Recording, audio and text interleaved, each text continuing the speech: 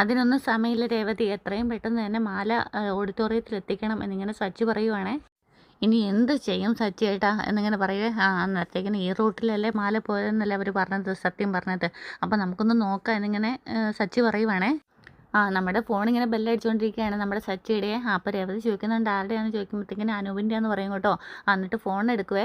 Phone എടുത്ത് കഴിയുമ്പോഴത്തേക്കിന് ആരാന്ന് ചോദിക്കുക, ഹലോ എന്ന് പറയും കേട്ടോ. അപ്പോഴത്തേക്കിനും വേറൊരു സൗണ്ട്, അനൂപിൻ്റെ അല്ലല്ലോ.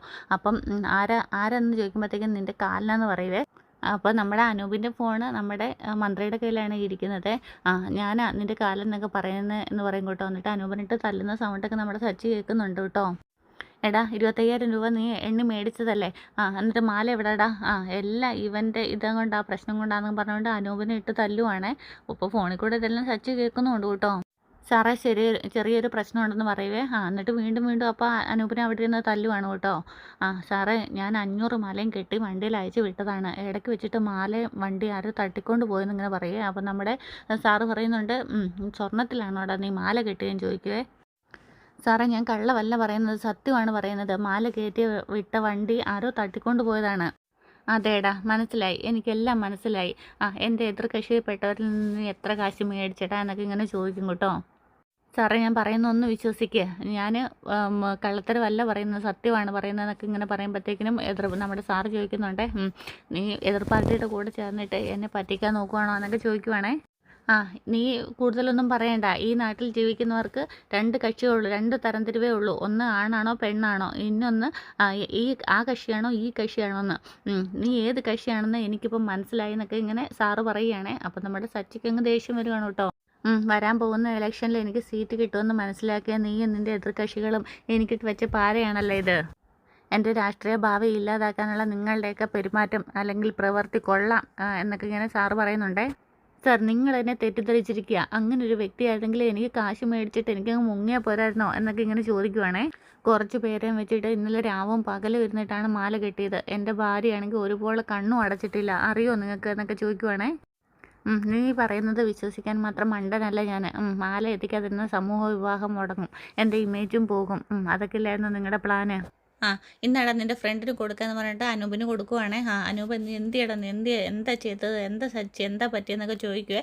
അന്നേരത്തേക്ക് നീ പെട്ടെന്ന് കൊണ്ടുപോയി ഇവിടെ മാല എത്തിച്ചില്ലെങ്കിൽ എന്ന് പറയും കേട്ടോ. അന്നേരത്തേക്ക് നമ്മുടെ സാറ് വീണ്ടും ഫോൺ മേടിച്ചിട്ട് മാല എത്തിച്ചില്ലെങ്കിൽ പറഞ്ഞത് കേട്ടല്ലോ, നിനക്ക് ഞാൻ 1/2 മണിക്കൂർ സമയം തരും, അതിനുള്ളിൽ നീ മാല എത്തിച്ചില്ലെങ്കിൽ എന്നൊക്കെ ഇങ്ങനെ പറഞ്ഞ് ഭീഷണിപ്പെടുത്തുവാണേ.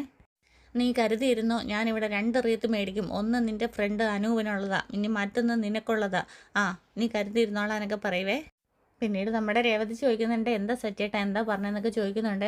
അദ്ദേഹം പറയുന്നത് ഞാൻ അദ്ദേഹത്തിൻ്റെ എതിർകക്ഷിയിൽപ്പെട്ട ആളാണ്, അതുകൊണ്ടാണ് ഇത് ഞാൻ എത്തിക്കാത്തത് എന്നൊക്കെയാണ് പറയുന്നതെന്ന് പറയേ. അദ്ദേഹത്തിൻ്റെ വാക്കുകളിൽ നിന്ന് ഒരു കാര്യം മനസ്സിലാവുന്നുണ്ട്, അപ്പോൾ മാല തട്ടിക്കൊണ്ട് പോയത് എതിർകക്ഷിയിലുള്ള ആൾക്കാരാ എന്നൊക്കെ ഇങ്ങനെ പറയുവാണേ.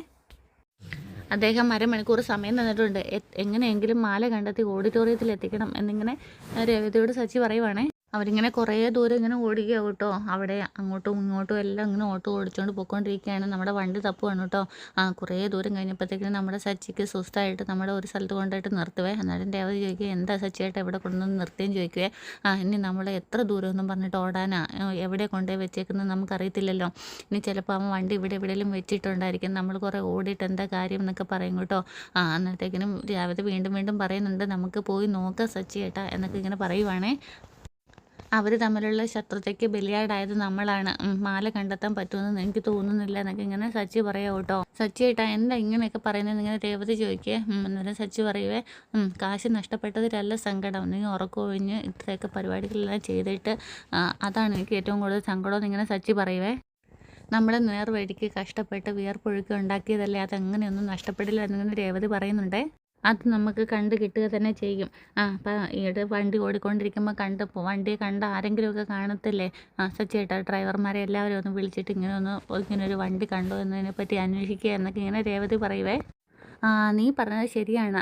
സിറ്റിക്കകത്തെ ഓട്ടോ ഡ്രൈവർമാരുടെ ടാക്സി ഡ്രൈവർമാരുടെയൊക്കെ ഗ്രൂപ്പിൽ ഞാനുണ്ട്. വണ്ടിയുടെ ഫോട്ടോയൊക്കെ എടുത്തിട്ട് നമുക്കൊരു മെസ്സേജ് വിടാമെന്നൊക്കെ ഇങ്ങനെ സച്ചിക്ക് ഇങ്ങനെ ഐഡിയ തോന്നിയിട്ട് പറയുകയാണേ. വണ്ടി കണ്ട് കിട്ടുകയാണെങ്കിൽ പെട്ടെന്ന് അറിയിക്കണമെന്ന് നമുക്ക് വോയിസ് മെസ്സേജും വിടാമെന്ന് പറയുകയെ. അതിന് വണ്ടിയുടെ ഫോട്ടോ ഉണ്ടല്ലോ, നാളെ രാവിലെ നമ്മൾ മാലയും പിടിച്ച് നിൽക്കുന്ന ഫോട്ടോ ഇല്ലേ, നിൻ്റെ ഫോണിലുണ്ടല്ലോ, അതിങ്ങ് എടുക്കാൻ പറയുവേ. ഞാൻ ഈ ഫോട്ടോ ഗ്രൂപ്പിൽ ഇടട്ടെ. അപ്പം നല്ല ഐഡിയ ആണ്, പെട്ടെന്ന് ചെയ്യുക. എന്നിട്ട് ഗ്രൂപ്പിലും ഇടുക, സുഹൃത്തുക്കൾക്കെല്ലാം അയച്ചു കൊടുക്കാൻ പറയുകയും ചെയ്യുക എന്നിങ്ങനെ രേവതി പറയുവാണ്. എന്നിട്ട് സച്ചി എല്ലാം അങ്ങനെ ചെയ്യുന്നുണ്ട് കേട്ടോ. എന്നിട്ട് സച്ചി നമ്മുടെ വോയിസ് മെസ്സേജ് വിടുവാണെങ്കിൽ, ഞാൻ സച്ചിയാണ് സംസാരിക്കുന്നത്. ഈ വണ്ടിയിൽ കാണുന്ന, ഈ ഫോട്ടോയിൽ കാണുന്ന വണ്ടിയും അതുപോലെ വണ്ടി നമ്പർ നിങ്ങളൊന്ന് നോട്ട് ചെയ്യണം. ആരെങ്കിലും കാണുവാണെങ്കിൽ എത്രയും പെട്ടെന്ന് ഈ ഗ്രൂപ്പിലോട്ട് അറിയിക്കണം. രാവിലെ ഞങ്ങൾ അയച്ചു വിട്ട 500ഓളം പൂമാലയായിട്ട് ഈ വണ്ടി തട്ടിയെടുത്തുകൊണ്ട് പോയിരിക്കുകയാണ് എന്നൊക്കെ പറഞ്ഞിട്ട് വോയിസ് മെസ്സേജ് വിടുവേ. പിന്നീട് കാണിക്കുന്ന ഈ മെസ്സേജ് വിട്ട ഉടനെ നമ്മുടെ ഓട്ടോക്കാരന്മാരും ഡ്രൈവർമാരും എല്ലാം കേൾക്കുവാണ്. നമ്മുടെ ഈ സച്ചിയുടെ വോയിസും അതുപോലെ നമ്പരും ഫോട്ടോയും എല്ലാം നോക്കുവാണ് കേട്ടോ. പൂമാല വെച്ച ഫോട്ടോയൊക്കെ എല്ലാവരും കാണുവാണ്. പെട്ടെന്ന് തന്നെ കാറിൻ്റെ നമ്മുടെ ഫ്രണ്ട്സ് ഉണ്ടല്ലോ സച്ചിയുടെ, അവന്മാർക്ക് തന്നെ ആദ്യം കിട്ടുന്നുണ്ട്. എന്നിട്ട് വാ ഇതെന്താടാ ഈ പറയുന്നത്, വാ നമുക്ക് നോക്കാമെന്ന് പറഞ്ഞിട്ട് പെട്ടെന്ന് ഫാസ്റ്റായിട്ട് കാറുകാരെല്ലാവരും ഇറങ്ങുവാണ്. അതുപോലെ തന്നെ ഓട്ടോക്കാരന്മാരും എല്ലാവരും ഇത് കണ്ടതിന് ശേഷം എല്ലാവരും പല സ്ഥലത്തേക്ക് അന്വേഷിച്ച് പോവുക കേട്ടോ. അങ്ങനെ ഫൈനലി നമ്മൾ ഒരു ഓട്ടോക്കാരൻ ഡ്രൈവർ സാധനമൊക്കെ മേടിച്ചിട്ട് ഇങ്ങനെ വഴി നിന്നിട്ട് ഇങ്ങനെ വോയിസ് മെസ്സേജൊക്കെ കേൾക്കുവാണ്. അപ്പോഴത്തേക്കിന് വോയിസ് മെസ്സേജ് കേട്ട് കഴിയുമ്പോഴത്തേക്കിനും ഇങ്ങനെ ഈ പൂമാല കെട്ടിയ വണ്ടി അങ്ങോട്ടേക്ക് വരികയാണ് കേട്ടോ. അതങ്ങനെ പാസ് ചെയ്ത് പോകുമ്പോഴത്തേക്കിനും ആ വണ്ടിയല്ല ഈ വണ്ടി എന്ന് പറഞ്ഞിട്ട് പെട്ടെന്ന് തന്നെ അവൻ്റെ തന്നെ ഓട്ടോ എടുത്തിട്ട് വണ്ടി ഓടിച്ച് നമ്മുടെ പൂമാല കെട്ടിയ വണ്ടിയുടെ പുറകെ ഓടിച്ച് പോവുകയാണേ. അതിനിടയ്ക്ക് സച്ചി ഇങ്ങനെ മൊബൈൽ നോക്കിക്കൊണ്ടിരിക്കുകയാണ്. വണ്ടി കണ്ടതായിട്ട് ആരും മെസ്സേജ് വിട്ടിട്ടില്ല എന്നൊക്കെ ഇങ്ങനെ പറഞ്ഞ് സങ്കടപ്പെട്ടുകൊണ്ട് നിൽക്കുക കേട്ടോ. അപ്പോൾ രേവതി പറയുന്നുണ്ട്, ഈശ്വര വണ്ടി കണ്ടെത്തിയില്ലെങ്കിൽ എന്ത് ചെയ്യും സച്ചിയേട്ടാന്ന് ഇങ്ങനെ പറയുവാണേ. അത് തന്നെ ഞാനും ആലോചിക്കുന്നത്. എന്തും ചെയ്യാൻ മടിയില്ലാത്ത ആളാണ് ആ വിജയകുമാർ സാറ്. കൃത്യസമയത്തിന് മാല എത്തിക്കാൻ പറ്റിയില്ലെങ്കിൽ പിന്നെ എന്നെ വെച്ചേക്കത്തില്ല എന്നൊക്കെ പറയുന്നുണ്ടേ. നമ്മൾ കരുതിക്കൂട്ടി ഒന്നും ചെയ്തതല്ലല്ലോ, നമ്മളുടെ ഭാഗത്ത് തെറ്റുമില്ല, അതുകൊണ്ട് ദൈവം നമ്മളുടെ ഭാഗത്ത് തന്നെ ഉണ്ടാവും എന്നിങ്ങനെ രേവതി പറഞ്ഞ് സച്ചിനെ സമാധാനപ്പെടുത്തുന്നുണ്ടേ. അപ്പോഴത്തേക്കിനും പെട്ടെന്ന് കോൾ വരുവാണ്, നമ്മുടെ ഓട്ടോ ഡ്രൈവറിൻ്റെ ആണ്. പറയടാ സന്തോഷേ, എന്താണെന്ന് ചോദിക്കുക. എടാ നീ ആ വണ്ടിയുടെ ഫോട്ടോ ഇട്ടില്ലായിരുന്നോ, ഞാൻ ആ വണ്ടി കണ്ടു, ഇപ്പം ഞാൻ അതിന് പുറകെ ഫോളോ ചെയ്തുകൊണ്ടിരിക്കുകയെന്ന് പറയും കേട്ടോ. അന്നേരത്തേക്കിനും പറയും, എടാ അതിൻ്റെ ലൈവ് ലൊക്കേഷൻ വിട്, ഞാനിപ്പോൾ അങ്ങോട്ടേക്ക് വരാമെന്ന് പറയുവേ. ലൊക്കേഷൻ അയച്ചിട്ടുണ്ടേ പറഞ്ഞിട്ട് വീണ്ടും മെസ്സേജ് വരുന്നുണ്ട് കേട്ടോ. എന്നാൽ അതാ ലൊക്കേഷൻ വന്നു, നമുക്ക് വേഗം പോകാമെന്ന് പറഞ്ഞിട്ട് രേവതിയെ വണ്ടി പിടിച്ച് കയറ്റുന്നുണ്ടേ. പിന്നീട് നമ്മുടെ ഓട്ടോക്കാരൻ വന്നിരിക്കുന്ന വണ്ടിയുടെ ഓട്ടോയുടെ ഫ്രണ്ടിലോട്ട് വന്നിട്ട് ഒരു ബൈക്കുകാരൻ വണ്ടി സ്റ്റോപ്പ് ചെയ്യുവേ. എന്നിട്ട് അത് മാറ്റാൻ പറ്റുന്നില്ല കേട്ടോ, വണ്ടിയുടെ നടുക്കിൽ തന്നെ നിൽക്കുകയാണ്. എന്നിട്ട് നമുക്ക് ഓട്ടോക്കാരന് മുന്നോട്ട് പോകാൻ പറ്റുന്നില്ല കേട്ടോ. അപ്പോഴത്തേക്കിനും പൂമാല കൊണ്ട് മറ്റേ ഡ്രൈവർ അങ്ങ് പോവുകയാണ്. അപ്പോഴത്തേക്കും നമ്മുടെ സച്ചിൻ രേവതിയും പുറകെ തന്നെ മുന്നേ വേറൊരു വഴിക്ക് റൂട്ടിലാണല്ലോ വരുന്നത്.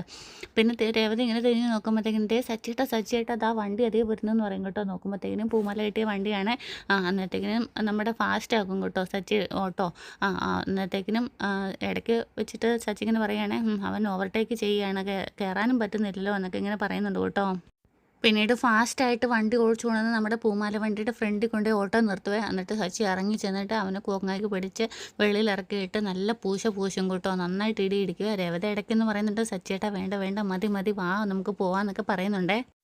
അത് കഴിഞ്ഞ് പിന്നെ വന്ന ആൾ ഓടിപ്പോകാൻ നിൽക്കുമ്പോഴത്തേക്കിനും തിരിഞ്ഞ് ഓടി ചെന്നിട്ട് വീണ്ടും സച്ചി അതിൻ്റെ പുറകെ ചെന്നിട്ട് അവരുമായിട്ട് മത്സരിക്കുകയാണ്. ഭയങ്കര അടിയാവും കേട്ടോ. എന്നിട്ട് ഒരുത്തൻ്റെ ഇങ്ങനെ തൊണ്ടയ്ക്ക് പിടിച്ച് തൊണ്ട ഓടിക്കുന്നുണ്ട്, ഇന്നൊരുത്തനെ പൊക്കി നിലത്തും അടിക്കുന്നുണ്ട് കേട്ടോ. അപ്പോഴത്തേക്കും നമ്മുടെ ഓട്ടോക്കാരന്മാരും ഡ്രൈവർമാരും കാറുകാരും എല്ലാവരും വരുവാണ്, ഓടി വരുന്നുണ്ട് കേട്ടോ എല്ലാവരും. എന്നിട്ട് വീണ്ടും അവന്മാർ 3 പേരും കൂടെ എണീച്ച് ഓടാൻ നോക്കും കേട്ടോ. അന്നേരത്തേക്കും നമ്മുടെ കാറുകാർ വരുമല്ലോ. സച്ചി ഇനി ഞങ്ങൾ നോക്കിക്കോളാം, നീ എന്ന് പറയുവേ. സച്ചിയേട്ടാ വാ, മാല എത്രയും പെട്ടെന്ന് നമുക്ക് ഓഡിറ്റോറിയത്തിൽ എത്തിക്കണം, ഇവിടുത്തെ കാര്യം അവർ നോക്കിക്കോളും, വേഗം വാ എന്ന് പറഞ്ഞിട്ട് രേവതി ധൃതി കൂട്ടുവാണേ. അപ്പോഴത്തേക്കും നമ്മുടെ മണ്ഡപത്തിൽ മുഹൂർത്തമായി മാല ഇതുവരെ എത്തിയിട്ടില്ലെന്നൊക്കെ ഇങ്ങനെ പറഞ്ഞുകൊണ്ട് നിൽക്കുവാണേ. അപ്പം വധുവരന്മാർ പറയുന്നുണ്ടേ, മുഹൂർത്തമായല്ലോ, എന്നിട്ട് നിങ്ങളെന്താ കല്യാണം നടത്താത്തതെന്നൊക്കെ ചോദിച്ചിട്ട് എല്ലാവരും വന്ന് ചോദിക്കാനും തുടങ്ങിയേ. നമ്മുടെ വിജയകുമാർ സാറാണെങ്കിൽ അനൂപിനെ നിർത്തി പൊരിക്കുന്നുമുണ്ടേ. മാല കിട്ടിയില്ലെങ്കിൽ കല്യാണം നടക്കില്ല, കല്യാണം നടത്തുക, അവരെ ഒരുങ്ങിയിരിക്കുന്നവരോട് ഞാൻ എന്താ പറയേണ്ടത്, നീ തന്നെ പറയുന്നൊക്കെ അനൂപിൻ്റെ അടുത്ത് പറയുന്നുണ്ട് കേട്ടോ. അപ്പോഴത്തേക്കും നമ്മുടെ രേവതി പറയുന്നുണ്ട്, സച്ചിയേട്ടാ അനൂപിനെ വിളിച്ചിട്ട് മാല കിട്ടിയെന്ന് പറയാൻ പറയുവേ. എന്നിട്ട് ഇങ്ങനെ നമ്മുടെ സച്ചി ഫോൺ വിളിക്കും കേട്ടോ. അപ്പം അനൂപ് ഇങ്ങനെ സാറിങ്ങനെ ഓരോന്നും ഇങ്ങനെ പറഞ്ഞ് പേടിപ്പിച്ചുകൊണ്ട് നിർത്തിയിരിക്കുവാണ്. അനൂപേ സാർ ഞാൻ എന്നൊക്കെ ഇങ്ങനെ പറഞ്ഞുകൊണ്ട് നിൽക്കുമ്പോഴാണ് നമ്മുടെ സച്ചിയുടെ കോൾ വരുന്നത്. സാർ ഇതാ സച്ചിയുടെ കോളെന്ന് പറയും കേട്ടോ. ഞാൻ സംസാരിക്കാമെന്ന് പറഞ്ഞിട്ട് നമ്മുടെ സാറ് മേടിച്ച് സംസാരിക്കുകയാണ്. നിന്നെ ഞാനിപ്പോൾ കൈ കിട്ടിയാലുണ്ടല്ലോ എന്നൊക്കെ പറഞ്ഞ് പേടിപ്പെടുത്തുവാണെങ്കിൽ നമ്മുടെ സച്ചിനെ സാറ്. അപ്പോഴത്തേക്കിനും പറയും, സാറേ മാല തട്ടിക്കൊണ്ട് പോയ വണ്ടി കിട്ടി, മാല കിട്ടിയെന്ന് പറയേ. അന്നേരം ചോദിക്കുക, നീ എന്നെ തണുപ്പിക്കാൻ പറയുവാണോ എന്ന് ചോദിക്കുവേ. അല്ല തണുപ്പിക്കാനൊന്നും പറയല്ല, സത്യമായിട്ടും കിട്ടിയെന്ന് പറയുവേ. എന്നെ വിശ്വസിക്കണം സാർ, 10 മിനിറ്റിനുള്ളിൽ മാല ഓഡിറ്റോറിയത്തിലെത്തും എന്ന് പറയും കേട്ടോ. പെട്ടെന്ന് വാടാന്ന് അങ്ങനെ പറയുവേ. അപ്പോഴത്തേക്കും നമ്മുടെ കാറുകാരും ഡ്രൈവർമാരും എല്ലാവരും സച്ചിയുടെ അടുത്തേക്ക് വരുവാണേ. സച്ചി എന്ന് പറയാം, താങ്ക്സ് ഏട്ടാ, താങ്ക്സ്, ഒത്തിരി താങ്ക്സ് ഒക്കെ സച്ചി പറയുവേ. നിങ്ങൾ ഓട്ടോ എടുത്തോണ്ട് പോ, ഞാൻ ഈ വണ്ടി മാല കൊണ്ടുപോയി അവിടെ കൊണ്ടുപോയി കൊടുക്കട്ടെ എന്നൊക്കെ പറയും കേട്ടോ. അപ്പോഴത്തേക്കിനും ഇപ്പുറത്താണെങ്കിൽ നമ്മുടെ വിജയകുമാർ സാറ് ഭയങ്കരമായിട്ട് ടെൻഷൻ അടിച്ച് നിൽക്കുവാണ്. അയ്യോ എല്ലാം പോയി, എൻ്റെ രാഷ്ട്രീയ ഭാവി എല്ലാം പോയി എന്നൊക്കെ പറയുവേ. എന്താ സമയമായി, ഇനി ഞാൻ എന്ത് ചെയ്യുമെന്നൊക്കെ പറഞ്ഞ് ആദ്യം എടുത്ത് നിൽക്കുകയാണ് കേട്ടോ. എല്ലാം നീ കാരണമെന്ന് പറഞ്ഞുകൊണ്ട് നമ്മുടെ അനൂപിൻ്റെ കൊങ്ങായ്ക്ക് പിടിക്കുവാണേ. അന്നത്തേക്കിനാണ് നമ്മുടെ സച്ചിയുടെ എൻട്രൻസ് വണ്ടിയൊക്കെ ആയിട്ട് വരുമോ കേട്ടോ, പൂമാലയൊക്കെ ആയിട്ട്. സാർ വണ്ടി എത്തി സാർ, വണ്ടി എത്തി സാർ എന്ന് പറയുവേ. അപ്പോഴത്തേക്കിനാണ് പിന്നെ കോളറയിൽ നിന്ന് വിടുന്നതൊക്കെ. അങ്ങനെ രണ്ടുപേരും മാലയായിട്ട് ഇറങ്ങുന്നിടത്താണ് ഇന്നത്തെ എപ്പിസോഡ് അവസാനിക്കുന്നത്.